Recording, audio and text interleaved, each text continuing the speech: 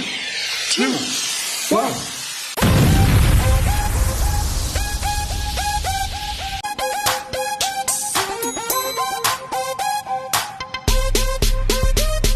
Happy Friday. I'm back for round 2 of some saving tips so that we can start elevating our lives. Now, most of these things you probably already do, but now I want you to start doing them with the mindset that you're saving. Okay, the first tip is stop throwing away plastic tableware that you get from restaurants.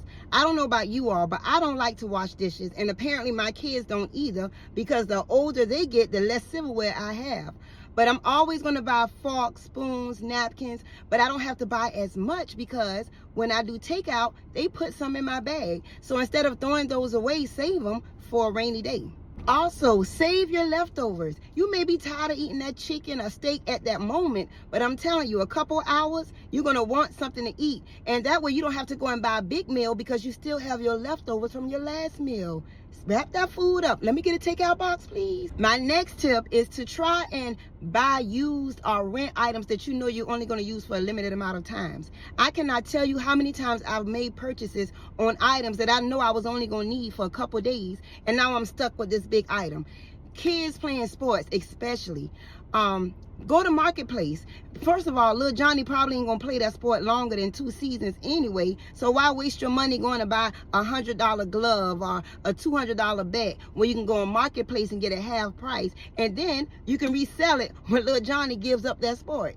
If little Johnny gives up that sport. Now, I mentioned the Marketplace. I love Marketplace because that is where I can sell some of my used items. So go through your house, items that you're not using, items that you think you won't be using for a while, sell them items. It will do 2 things: give you some extra money and help you declutter your house. Because what's trash to you is a treasure to somebody else. Our next tip is to go through your house and unplug items that are not being used. If you're not using TVs, if you're not using the radio, if you're not using that appliance, unplug it. Because guess what? Even though you're not physically using those items, they're still taking up electricity. And I don't know about your electricity bill, but mine don't need no help. So anything that can save me on that bill, trust me, I'm doing it. So go through your house and unplug them items you're not using, especially that phone charger that just stays plugged in even when you're not even home.